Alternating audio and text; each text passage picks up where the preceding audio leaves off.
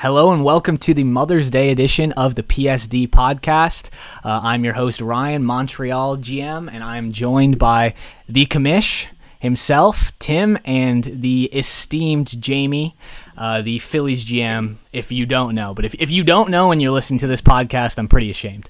So we are going to get into the NL preview first. This episode, I'm hoping to drop it on Mother's Day, so hopefully it's a nice little treat post Last Dance for everybody to watch. And how we're going to do this is we're going to go through the contenders, we are going to go through the up-and-coming teams, and we are going to go through what I call the big dreamers, the teams that don't have a realistic shot this year but have some interesting things going on that we want to talk about. So we're not going to talk about every team, but we are going to talk about the teams that are most interesting to us. So I guess without further ado, NL teams, what are either of you two looking at? Who is the team to beat in the NL this season? Tim? I got a few teams here. I think Washington is definitely one of them. Probably my first pick as another dark horse candidate to win 90 games. Came in hot last year, securing a wild card spot and also defeating me using their AI GM. We will never let you forget that, Tim. Can't say I'm not salty. But he's got a good team. I mean, he has a good team, but to me, we were talking about this pre-podcast as we were preparing.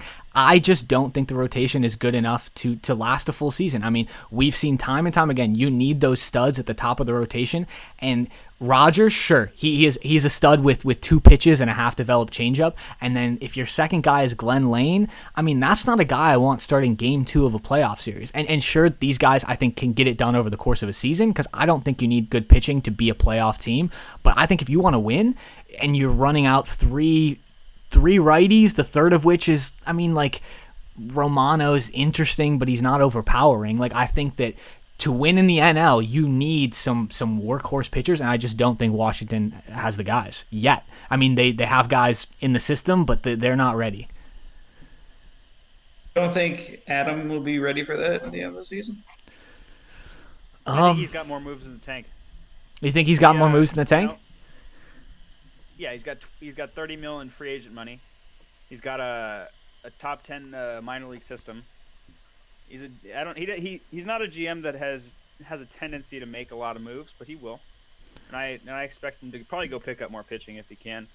I mean, he knows the team's in, or he knows what team the condition is in, or what condition the team's in. And so, I just want to point out, real quick, this time last year, Jeff Adams was 73, 62, 37.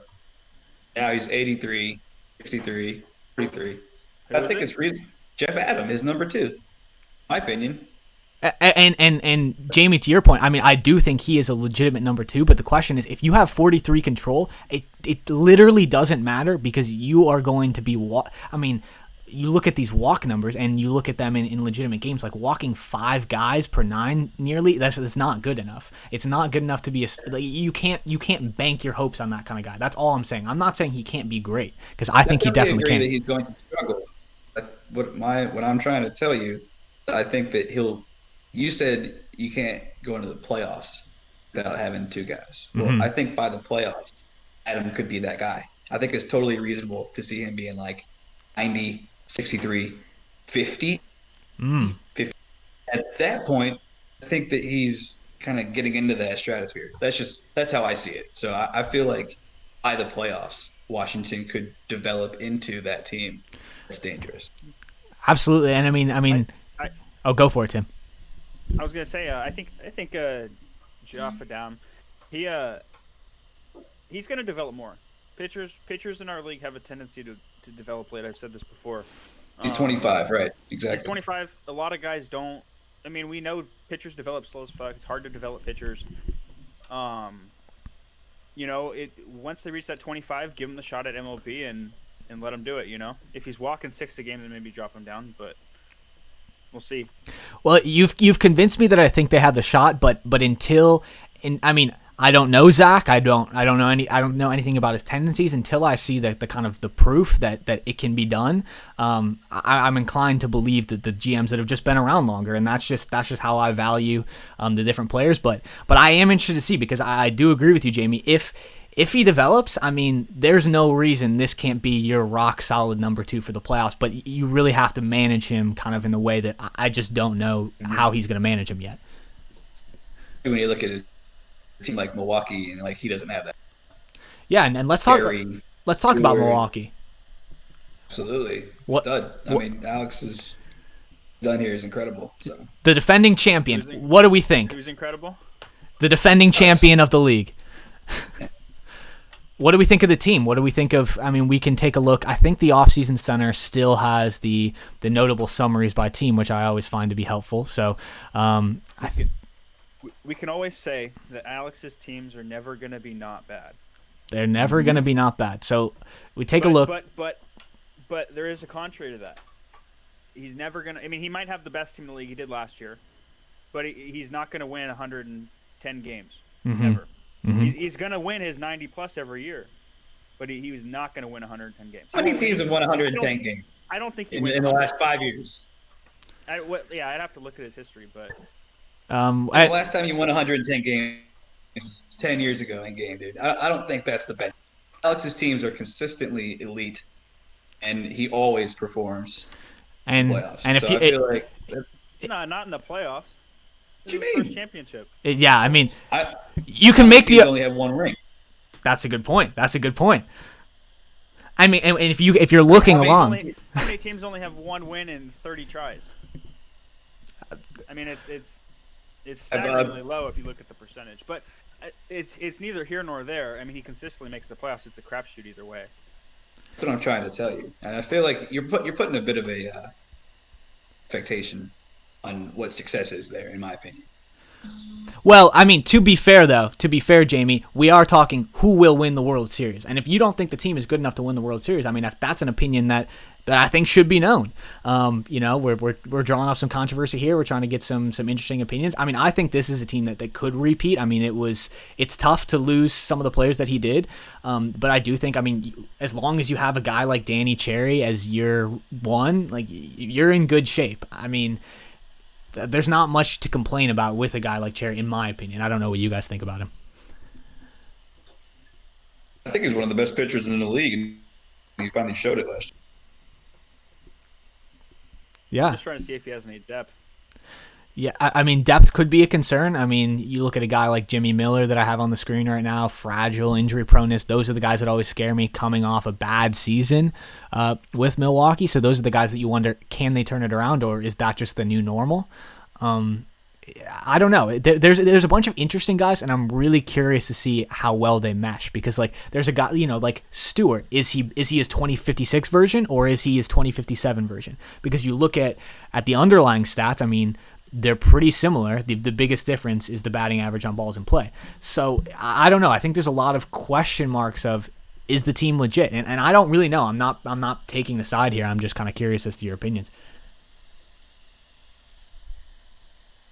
Who, Milwaukee? Yeah, well, I mean, this is kind of like your last shot at Milwaukee, and then we can move on to another team. Milwaukee's going to make the playoffs. And that's a given. Just, I don't know what's going to happen after that. They lost a lot of quality. Definitely. So, I mean, if you look at the meet the team, I know it's not all that popular / used among GMs, but he doesn't have a team in the top, or a player in the top 10. Mm-hmm. Mm-hmm. I mean, that's just kind of rough to look at. I mean, you would hope that he'd acquire some quality, but also his minor leagues. It just depends on the ammo you got. I got none, so I know the feeling of not being able to acquire like a superstar player. Yeah, it's definitely going to be tough, and I think it will be really interesting once we get to the rebuilding teams to talk about how the high quality draft class might impact some of these teams that are win now and don't have the ammo to retool in the draft and get those players that could be kind of franchise players, because there definitely are a few in the draft. Dude, just based on what I've looked at. I wanted those 24-year-olds to help me this year. Yeah, the 24-year-olds would have been great, but not a popular. I need those 75% field players. Let's go. Okay. Hey, Tim, sorry to be stuck on this, dude, but I just went through every team's history. Only Mhm. 6 teams have multiple championships in PSD, Only Really? and 6 teams? at least 10 It have none, and it's exceedingly hard to win at championships. least Ja- 8 only have one. Jamie, I would So say don't tell us the list of teams. I want to see if people can guess them. So absolutely, we'll know, definitely. you'll know, send it to the two of us. We'll see if anybody can actually guess because I don't know off the top of my head and I don't know if Tim knows. I bet you. So for the ones that have multiple, I bet you'll get at least 4 right off the bat. I think I mean I know two like without even clicking on anything, but we'll table that one. We'll go on. We'll talk about another team. Who you guys want to talk about? Who's another World Series contender we have to discuss? What we have to talk about is the bet. We I know have we're going to do a podcast about the bet, but in championship contenders, we're both in that conversation as well. I Oh. don't know if Mike is necessarily ready to take that step, but I think he's ready to pretend to, which is kind of what that bet was about, I think. well. And I'm excited to see how that plays out. Let's start with St. Louis then, and then we'll go on to Cincinnati. And Tim, if you want to weigh in on your own team, feel free. If not, we'll happily I'll do both. steer the conversation. But what are our initial thoughts on the Cardinals? I maintain I think the Cruz deal is one of the worst deals made. So, Mike, sorry to say that, but I mean it's ridiculous to pay a guy as much as you do for how little he has produced. And sure, maybe he'll produce in the future, but like you've already paid what? How much has he already paid him? You've already paid You've already paid $100 million. Oh, no. He's already paid. Oh, this is also this year. Sorry, he's gonna have paid $141 million after the season, and maybe he's a 6-win player, but you can't bank on that because he hasn't proven it yet. But I don't know. I don't know what you think. That's my starting point on this team because I feel like you commit that much money to a player, he better be 100% your locked in superstar. Either of you, feel free to You go. want to start, RJ? I feel like you kind of have to respond. Okay. So I think Jose Cruz is probably about a 5-WAR player. Right now in the game, if we look at him at a current view, put up 4.3 last year. I think he's going to settle in a little more. This year, 5-WAR player, making $40 million. Oh my lord, It's a lot of money. so expensive. But in all honesty, I'm paying my center fielder $60 million right now, so I can't really I can't comment. And my center fielder's 5 points overall worse, so I really can't comment. Okay. Well, I at least I respect that you. I respect that you know that. Like, hold on. If we were to put it this way, if Mike wanted to swap me Cruz for Luis Morales today, I would do it. So, Mike, are you I'm not the listening? worst player in the world. Yeah. Put it out there, okay? Just put the bat symbol up for him, buddy. Hey. That was an awful deal. Literally signed him to a 200. Oh man, I didn't even have to look. We'll go through it when we go through my team. We'll get there. But I mean, you can't talk about the Cardinals without talking about. I mean, this rotation is, I would say, probably the best in the league. Absolutely. You have Mitch Welch is by all intents and purposes, from my perspective, the best pitcher in the league. I mean, you have a lefty who has this kind of pitch mix with. I mean, and he proved it last season. I don't think that was he proved it on a team that wasn't even that good last season, to be honest with you. But that can improve. Like when I say wasn't that good, I mean wasn't a contender last season. And if he just literally does the same kind of thing, I mean he is your ace. And then I mean I'm sure you know. What do you guys think about the rotation though?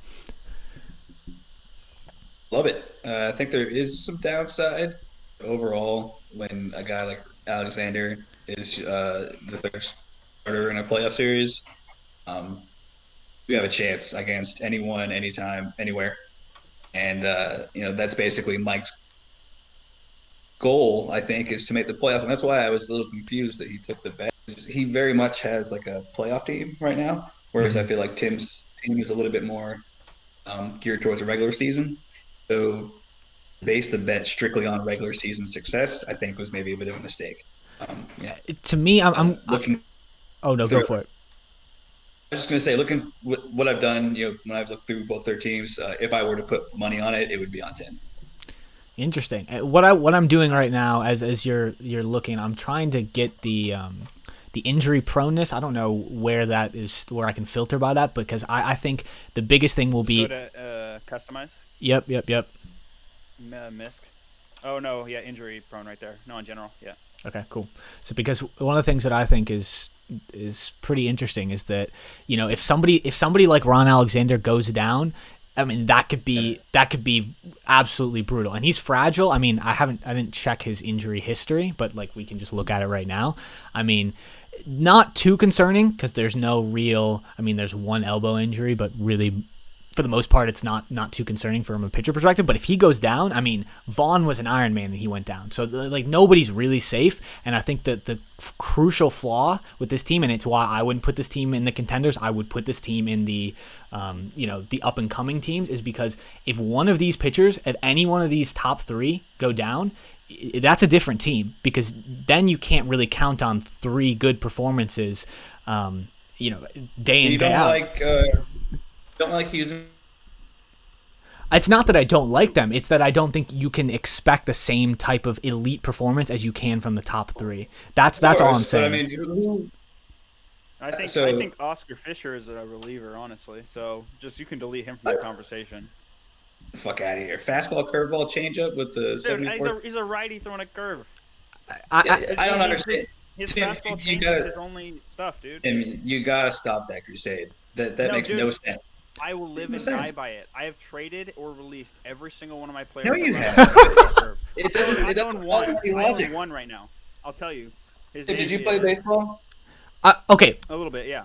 Jamie, that's a right-handed hitter. A right-handed curveball is an extremely difficult pitch to hit. I'm not saying. I think the argument over Fisher should not be around that. It should literally just be, what did he do in this role last season? And he pitched 122 innings. He's a rookie.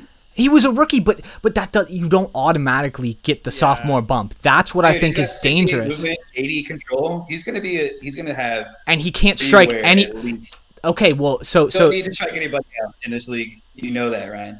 I'm not saying that. I'm not saying you have to strike people out, but if you're not going to do that, you have to have a good defense behind you, and maybe the Cardinals do. But again, we've talked about this. The strength is not the batting. I mean, it's clear that the Cardinals are trying to build a team around exclusive defense and pitching. But if they're hitting, have you looked at the defense?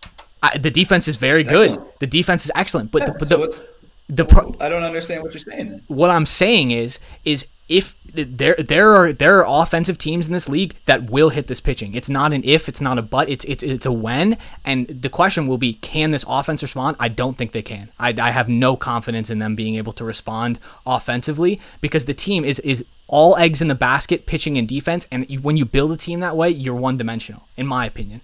You can't win against a team that is going to outslug you. It's a very good dimension, and that's why I think if it breaks the right way, he's going to be in the playoffs. But I do not think you can consider the Cardinals a World Series contender. That is my final take. I do agree with that overall. Anybody else? Anybody else? Anything to say about the Cardinals before we move on to the commish? Nope. We good? Trash. So you wanted to. We'll just start where we kind of already have talked about it. We'll start with your center fielder that you are paying an ungodly $60 million. What are your thoughts? Make your pitch to the PSD audience. On Luis Morales' deal? On your team. I just thought to start on Morales because we had already talked about him. Well, Morales is trash. That's my first mistake. I already regret this, and it's only 2 years. And so if you go to the contract screen for him, he has a staggering $185 million left. Oh, jeez. Which I could have spent elsewhere. But Sergio's locked up for the long term, and he's probably my only prospect at this point who I'd want to keep over the 20 million mark. Mm-hmm. Yeah, so just some quick additions I made for this offseason. I lost Joe Santos, so I added Esteban Alvarez from Portland. Played in 18 days last year. 63 out of 63 first baseman. Basically a Joe Santos lookalike if you were to compare the two. And he's not being paid $200 million. Poor man's Joe Santos. Poor man's Joe Santos. And actually, Esteban is better versus lefties than Joe is. So he's actually a better fit for the non-platoon first base that I like to run. I'm going to pull up this comparison for you, Tim. But while I do, can you explain a little bit about like how that deal kind of came into place? Because to me, that seems like a guy you would not trade. Alvarez. Like, how did you get him? How did you get him? Zed slid in the DMs. And that's what I can. That's all I can say. Wow. I don't like to disclose information, but Zed slid in and came in with a nice offer, and we had to do the deal. Well, especially I didn't have any first baseman. My next first baseman up was Geronimo. Well, you know, as the host, I have to try. So this is the comparison you were looking for, though. I believe, right? Yeah. So yeah. 5 less contact potential, 12 more gap power, same home run pretty much, 10 more I, 5 less avoid K. Better versus the lefty. What do you say? When I actually, maybe it's not better versus the lefty, but it's about even. It's about. I mean, similar. You gain in the I what you lose in some of the. I mean, it's roughly even, and then versus righties. I would take the I there versus the lefty. I mean, where Santos gains a lot of his value is the rating at first base, but I think that at the end of the day, how much value do you really place on first base defense? For me, it's like if you can get a great one, the great. Gold Glove last year. No, I'm saying that's what you lose. Yeah. That's what you lose with Alvarez. But in my opinion, it's like, okay, you still gain basically the exact same hitter, except costing you so much less. And Ryan, it looks like Zed's already got Auro Martinez, a 24-year-old first baseman. Okay, and we can get to that. He's probably stacked. We can get to. I guess he just thought Alvarez was expendable. Definitely, yeah. I mean, this is if you can see the screen right now. He looks great. He looks like somebody. Yeah, I'd pick Morrow too, probably, but actually, yeah. Look at that's nice. I like that. I was gonna say he's a righty, but his splits are nice. And you just look at his performance last year. That's all you really need to see. Like that. That's a solid first baseman. He's gonna be expensive though coming up. Yeah. Because he hits hard next year. I guess he just is figuring he's just gonna pay him and do it. So Tim, if we're looking at the lineup here, though, I just want to mention a few strengths. Versus the left-handed pitching, which includes Mitch Welch. We added Esteban. Morrow has turned into quite the third baseman right here. We have a Morrow too. Nice. Absolutely beautiful development. Coming over from Los Angeles, my only ever trade with the Dodgers. Don't tell my family. I might be disowned. Yeah. Probably. So again, I just want to mention in this Morrow Gonzalez trade, I traded a guy by the name of Ed Smith, who also throws a fastball, curveball, or cutter curve changeup as a righty. And I really, really dislike this prospect. So again, my bias against the curveball on a righty is. Where did that come from? I gotta know. What evidence do you have, or anecdotal or otherwise? Well, at least in my ballpark, in PSD, I've just noticed that the fastball curveball on a righty just doesn't work. Like, do they get just completely blasted? Is it home run city? By WAR, they usually you just end up negative. They could pitch for like an 80 ERA plus, and the WAR is negative. And I usually. Who's the worst example of that? Like you're like, oh my god, I gotta get this guy out of my rotation. You just can't handle it. Oh man. Anyone in recent history, I can take a quick search and make it easy. There's a prospect I released. He's on the Mets now. Dave Crum.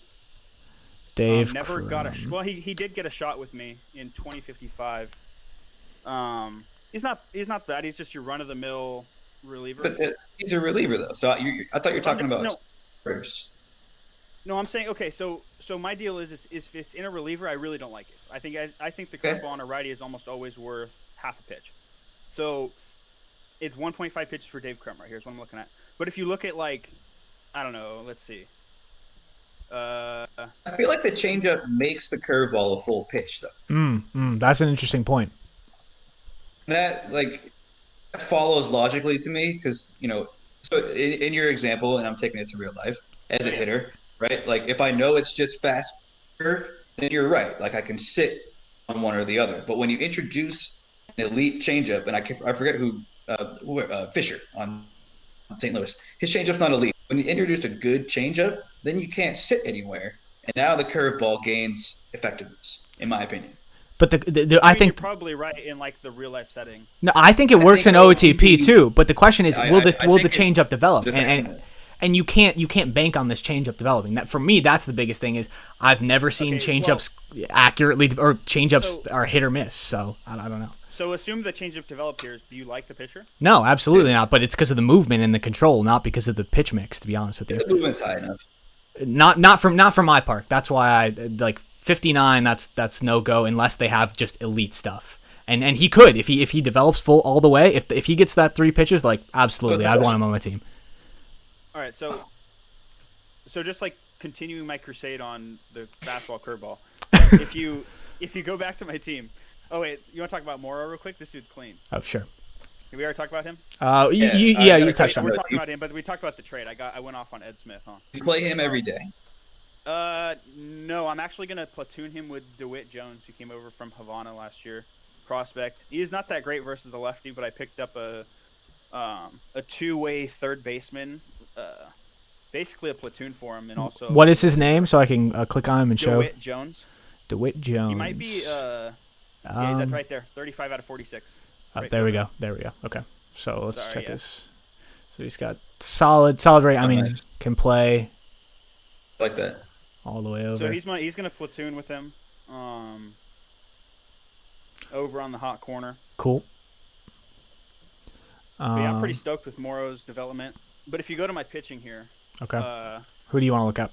Look at Dan Rivera. He's probably my only prospect pitcher right now, and I don't even really like him because he still throws the fastball curveball as a righty. I mean, he looks good on the outside, but I mean, I just hope that like. He has 6 pitches. And he throws 97, 99. I feel like you can't sleep on that. I mean. He's also fragile. He's fragile, but that's not the point. But yeah. I love guys like this personally. I mean, none of the pitchers are great, but they don't need to be great.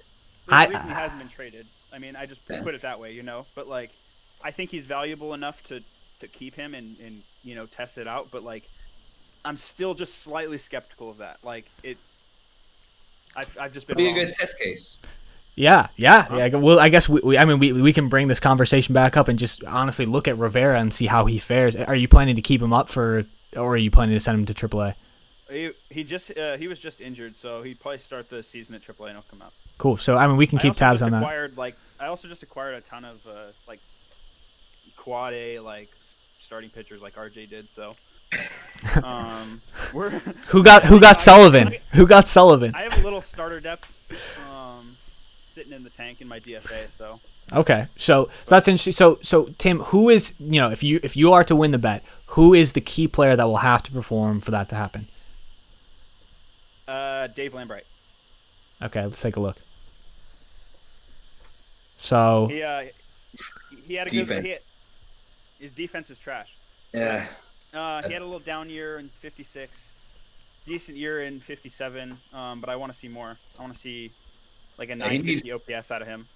Needs to be an animal at the plate to justify that. He is a lefty, so I feel like he could be. And especially with those ratings against right-handed pitching, but it's just like, can he put it together?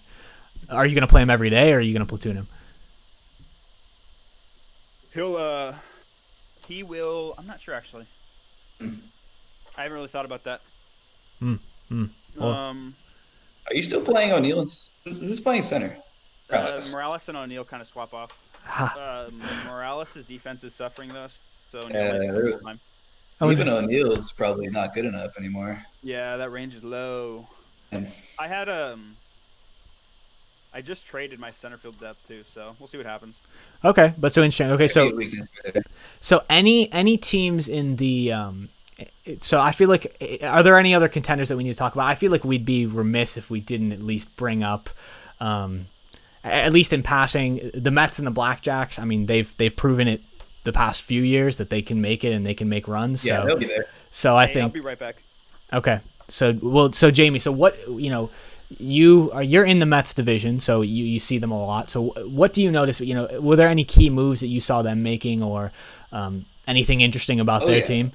he just added David Gonzalez, dude. See that? I actually did not see. I have not been keeping up with the signings from Oh. today. So they just signed Gonzalez. Wow. Okay. Well, I missed that one. That's huge.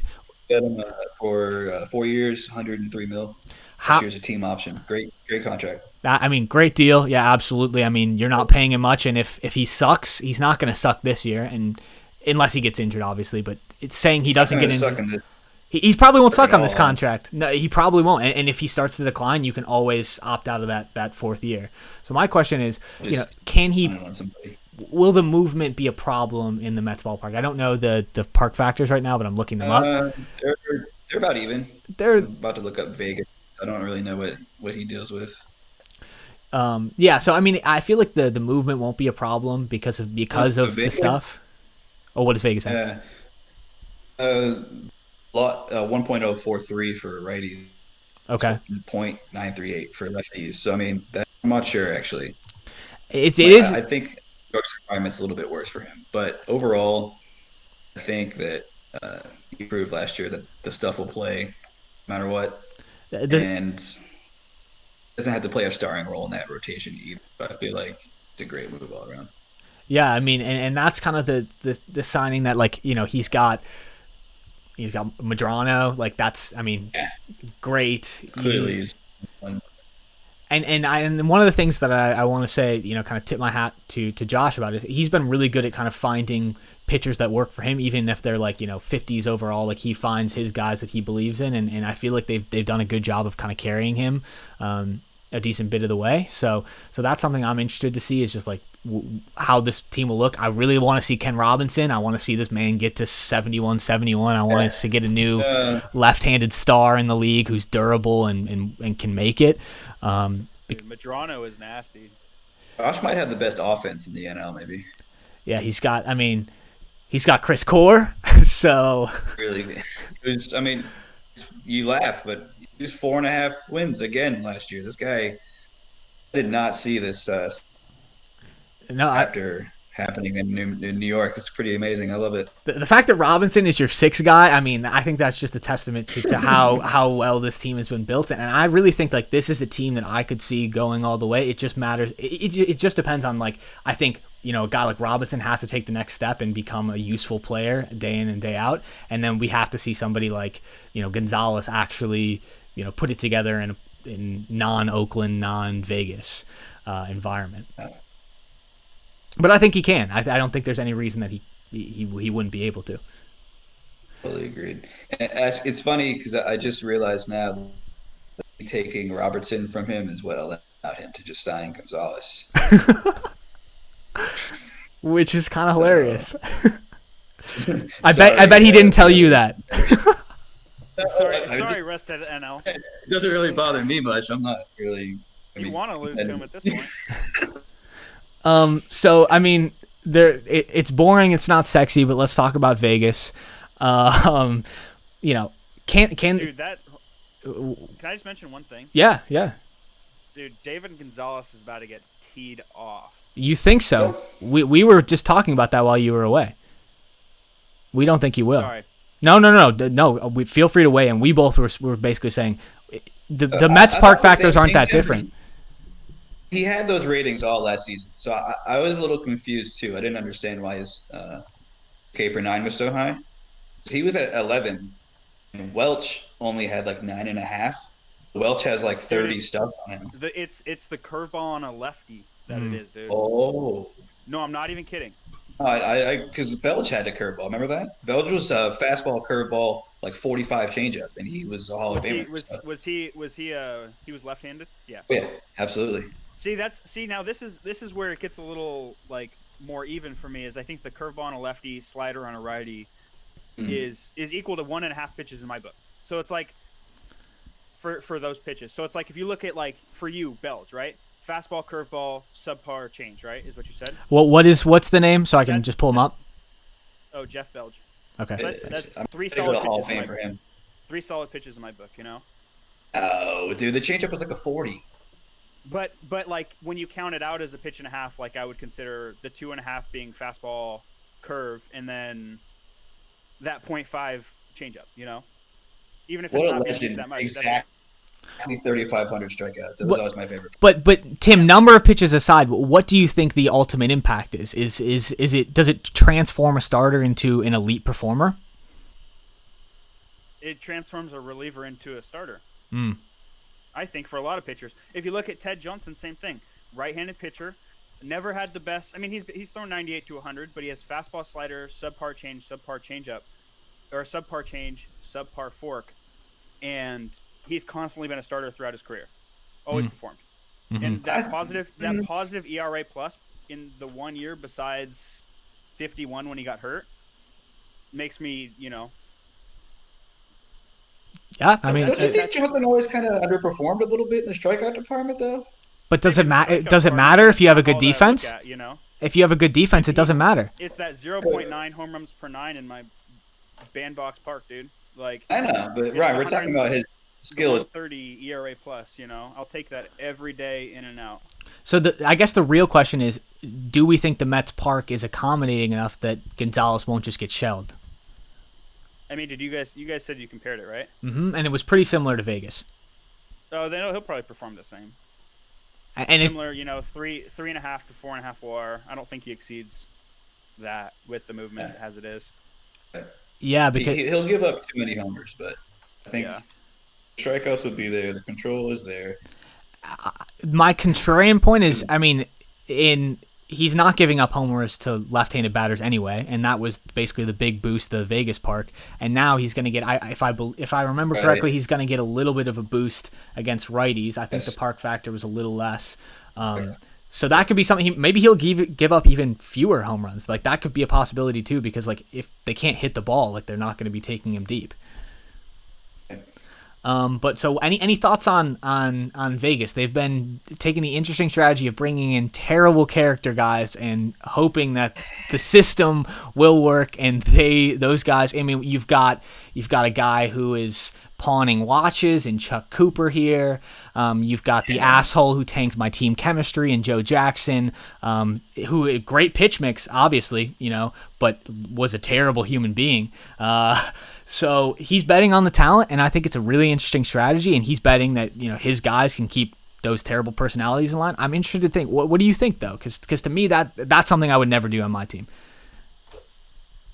That was part of the reason I moved Cooper. I will spill a little bit of tea.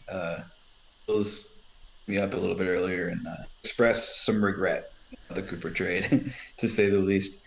But he owns like how many Rolexes? $2 million worth. That's amazing. Actually, that's not that many Rolexes, but like. Well, it is. Look, he's made $4 million in his career. He's spent almost half his money on Rolex watches. This man has a problem. Or more likely, he's just putting that shit on credit. That's that. You're right. You're right. But so what do we think? You express regret. That's hilarious. Yeah. And primarily because I think he underestimated a little bit how good the draft was. But that's neither here nor there. To answer the question, I'm not sure what's going to happen. I'm guessing it was kind of like a little Moneyball type strategy where you go after a trait that's a little undesirable, not as valued by other teams. But at the same time, I mean, guys aren't like studs or even above average major league options, in my opinion. I mean, even on my team as recently as 2 years ago, Cooper was like my number 6, right? So I'm not really sure if guys like him and Jackson move the needle enough to justify the morale hit that you take by having them on the roster, especially in conjunction with one another, right? Like maybe even getting one of them would be okay, but getting both of them at the same time, me, is a ticking time bomb. To me, I mean, I think it comes down to can the King of Britain and can Clarence Hernandez, can they stay healthy? Because this is so. I mean, obviously, we don't need to talk about Chipperson. Everybody knows he is one of the most injury-prone players in the league. And then you look at Clarence Hernandez. This is more mild stuff, but he's still a fragile injury proneness. And if those two guys go down, I mean, your ace is. and you don't want to predict injuries. If he's healthy, this is again an elite team. But if he doesn't stay healthy, this is the ace for Vegas, and that would scare the shit out of me, to be honest with you. So I don't know. It's a team that I think if everything works perfectly, it'll go off. This team could win 100 games, but if there's injury problems, this team could also spiral out of control quickly. Because if you're losing and you have bad character guys, that doesn't sound like a good mix to me.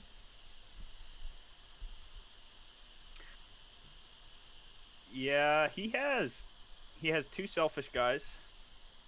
One disruptive and Joe Jackson. I'm guessing he thinks he can just take them on. Mm-hmm. And then Chuck Cooper. Yeah, damn, dude, he had a really nice team chemistry before all this. And what is he doing? I mean, me personally, I don't like the negative guys. I try to run a cult-like atmosphere in my locker room. So, I almost cut Geronimo because he's for free this offseason because he's outspoken and he's just poop now. But I mean, that's neither here nor there. Kind of is though. Yeah, that's sad. He sucks. I almost traded him back to Mike for free just to give him the shovel player that he once was. And he's still paying him $20 million. So I mean, you know. Might as well.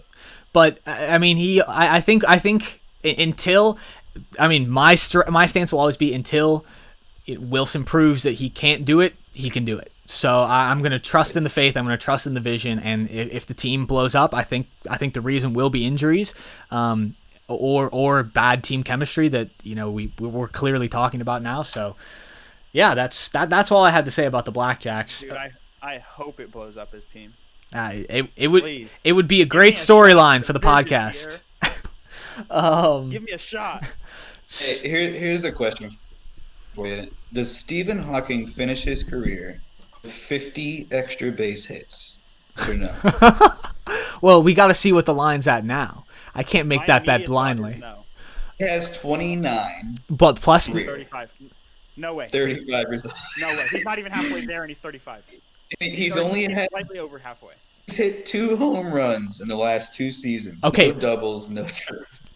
But okay, I think the more interesting thing, combine the doubles, triples, and home runs, right? Then we're at 44. Can he make it with? Well, let's give him the rest of his career, right? Can he get 6 more extra base hits? I don't think so. He says no. I think I say no. That I think his home runs are literally only because of his height and weight. I wonder if they're inside the Parkers. Have to be, right? Actually, they could be because wait, does he have good base running? No. Yeah, 101. Oh wait, no. No, it's terrible. Pure singles guy. Someone needs to figure that out. Someone dive into those box scores and figure out what. I mean, I think we can we see the spray chart from last season?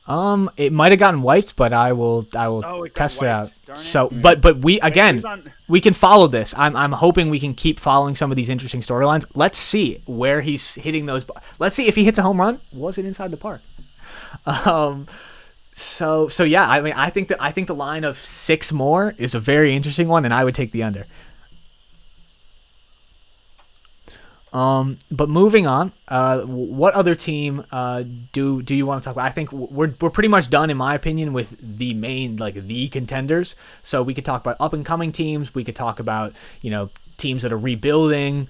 We got to talk about the Marlins at some point because that's a hot topic. People are divided. Start on the Marlins. Okay, well, let's talk about the Marlins. I'm gonna read something that Chris sent to me that he was very interested in. It's gonna show all your DMs, bro. Nope, it's just showing this screen because I have it set on OOTP window capture. If you can't see it right now, just read it from your phone. He's right. You got it, Ron. You're good. I can also read it from my phone, and then there's no chance that it happens though. So while I'm pulling this up, give your thoughts on the Marlins. Either of you can begin. I don't know much about them. He stole someone in free agency from me today, so I'm kind of upset about that. But yeah, hope he wins. Need some Miami in the playoffs. We did. Team is okay. Plus, if Walt makes the playoffs, it means Mike doesn't. So. So Jamie, you think the team is just okay? Yeah. The bullpen's short. Rotation is top heavy. Offense is all right. I mean, I don't know. Look at what they did last year. it's 60, yeah, they're a 66 win team last year. So I mean, any gains they may have made in free agency. they're gonna have to I be mean, big. getting these guys to 86 wins, so they're gonna get a 20 win bump. I don't know. I don't see that. Here's Chris's argument. I think it's an interesting one. So just hear it out. He says they have a solid core and only really missing first base and second base. Easy to find that on the free agent market still. Plus, still have a couple reasonable starting pitchers as well. Combine that, and I think he could compete. I think that the Cubs will be down compared to last year. And this is interesting. And the Mets are at the whim of the injury gods with his lack of depth. Shots fired. So there's a move in that division to be made. Oof. Interesting points. Interesting. Something we did not talk about when we talked about the Mets, but an interesting take. So we'll see. I mean, personally, for me, I think depth is overrated. You only need a star player to put up 6 wins, and then who cares who your backup is? If he gets injured, you figure it out then. But it is an interesting point of, does Miami have the depth to overcome what they might lack in some of the talent? My benchmark for depth, I just look at the 40 man. If I see 35 plus legitimate MLB contributors, I consider that sufficient, and that's pretty much what I'm seeing here. He top of his roster is elite, and he's got enough guys. I'm not sure I agree with that. I definitely don't agree that Miami's going to challenge in this division. I think Milwaukee, Washington, New York are clearly better. I think that Chicago is still nasty. You can't forget about him. and I think that Chicago is still better too. So I see them a clear fifth in the division right now. At the same time, though, you look at somebody like Pete Lord, who I would argue has been wasted for 4 seasons now. I mean, this guy should be on a contender. Like, this is a guy. I mean, this is your closer. I mean, a lefty with a cutter curveball mix. I mean, he put up 35 and 34 saves on a terrible team last season. You know what I mean? Like that's huge. That's huge. And you need a guy like that to be a playoff team. And so he's already got a leg up in that department. The real question is, how will those other guys, those supplemental, maybe not as good guys, buy into the vision? Will they actually take the next step? I don't know. But if we don't have more to say about the Marlins, I mean, I think they're an interesting team, a team to watch. But again, like we've been talking about before, they haven't really proven it yet. So I wouldn't put too much stock in it. But interesting to see how it goes. Who else do we want to talk about? Real quick, who do you got? I was looking at Stephen Hawking's home run. From last year, I actually went to one of my old backup files that I was looking at from the. Yes. I'm digging a little deeper to see who the home run was off. This is what we need for the podcast. Oh no! It was off of San Francisco though, so someone from San Francisco sucks. Oh man, hate to hear that. To hear that. So the home run though, it was to left field, and 91.3 off the bat, and it was about 20 feet off the wall. Oh. And, yeah, which is actually pretty incredible because it's about 30 feet longer or 30 feet farther than his furthest hit ball, which is fly out. So maybe it was a position player on the mound. I have no idea, but hey, everybody runs into one. Right. He's 6'2", 210. He's got to have some sort of power. That's hilarious. Or he's just a chubby boy sitting up there slapping singles. Because it's what he's always done. And he's like, I'm good at it. I get paid for it. What I was going to say was, I think the real wild card course, and yourselves, I understand. We've been down this road before. Nolan. I wanted to talk about the Padres. Yes. Let's talk about the Padres. I'll tell you why. Because to Chris's point about Miami, you want to talk about easy to fill weaknesses. Someone's bullpen is absolute garbage. That can be fixed. Okay. So I trust him to fix that at some point this season. If he does, I love this guy's rotation. You're telling me you wouldn't roll out Phil Jones on your team? Not if I'm trying to win more than 80 games. I mean, on the Phillies currently, maybe I consider it. But, I think it might finally be his time, and it really just depends. And string fellow, ascend and become a 4 or 5 wing guy, as opposed to a 2 wing guy as a rookie. And I Nolan, think he can. Nolan, if you're listening, I totally agree with you on Stringfellow. I think what he did last season, extremely smart. Let him take his lumps when your team is not trying to compete. And now he's pretty much fully developed. I mean, he's got a little bit of ways to go, but this is now his sophomore season, and there's no reason. He put up 2 wins above replacement with an 88 ERA plus. Like, this man can do much better things. I think 130 ERA plus is probably his floor. He's nasty. I love the again, the curveball on a lefty, big key there. The changeup with the changeup is nasty, and it's still got more to go. He's got 90 stam. He's going to go 220 innings a year. He's not fragile, you know. Oh, he has had a few injuries, but nothing bad. He gets to play in Nolan's part. Yeah, so Nolan, make sure that game strategy is set to pull very late, because you do not want this man out of the game. You do not want to hand it over to your bullpen, certainly. But that is a good point. So his whole rotation has good stamina. So, like, if he could figure out, he's the opposite of me. Right. Yeah, exactly. You guys need to figure that out. You can help each other. I mean, Nolan. Send me a starter. I'll send you a reliever. This is an elite team. I think this I shouldn't say this is an elite, but this is a team that could put it together. I think the biggest key is honestly for Nolan to make sure that his strategies, his settings line up with this team's strength, which is the pitching, the starting pitching specifically. And I do think he has some batters that are not. I mean, they're not world beaters, but they're good enough. And so maybe, you know, something like we were talking about before, Mike is all in on pitching and defense. Maybe Nolan can go and pick up some more, you know, defensive guys to really, you know, make this. I mean, Saunders used to be one of my prospects. Good defense. Like Blanksby, he looks pretty good defensively. I don't know. I think it could be the year. It could be Nolan's year. I think he wins 80 games. You think he wins 80 games? Why? He needs to improve more. He needs a quality bat in there somewhere. Someone other than Pat Whitehead who can hit righties, because he's gonna get pooped on by the lefty out here. Well, by the right-handed pitcher. Yeah, it's definitely not a strength, but I don't think it could be. Yeah, it's tough. His guys are a little bit better than their ratings, I think, because some of the ones that are good hitters are quite frankly just not great fielders. But you're right. I do think they're missing a superstar. They're missing a Kevin Davis. What I would do, if I was Nolan, what I would do is I'd slide in Tom Veal's DMs and get Antonio Lara. And just so everyone is aware, let's pull up Lara. Corner outfielder, yeah. Yep. He's playing a guy with 25 range right there right now. He's got to get him out. So Nolan, if you're listening, this is free advice. This is free advice, Nolan.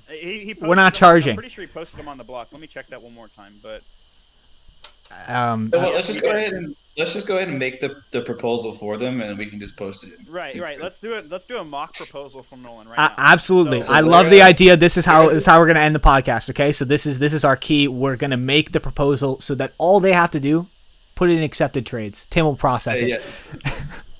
Okay, so we're saying Lara's the target. Okay, so let's go to San Diego. What are we going to make happen? I'm actually going to go to the prospect pipeline window because it's much easier to see all the Padres prospects this way and figure out who we think he could move. So who are you interested in looking at? Because I can click on somebody and we can dissect if you think they make sense. I think Pineda. Do you see him on there? Yep, there he is, number 2. I'm not looking at that screen, but yeah. Top 10 pick last year or year before. He could be a corner outfielder. Well, actually, the center fielder plays more. Mm-hmm. That could come back to Pittsburgh in the deal. A little more flexibility for him. I mean, he's going to miss the overall difference, but. Guys, I already have it. Okay, so it's Pineda. Oh. Tom takes a shot on Sergio Romo. On the injured Romo. Oh. Yes. I don't think Tom's that close, so I don't think he wants to be that close. What do you mean? Romo has no service time. No. He's saying pretty much ready. I think that Tom would rather go after like a pick and like a Greg Hopkins. I think he can get a pick too, but I just Maybe feel not like Greg Hopkins. That's a bad pick. Hold on, or not. Greg Hopkins is a little lower Fedor. down, but he has still got that circle change. But Yeah, true. I don't like him as much as I did. but I think Tom's a little closer than you think. Take a look at his major league. okay, we'll go over there. I will go to the meet the team screen because that's the easiest way to just quickly get an evaluation. So, and I think like a guy like this better than his overall rating because he's got that great defense.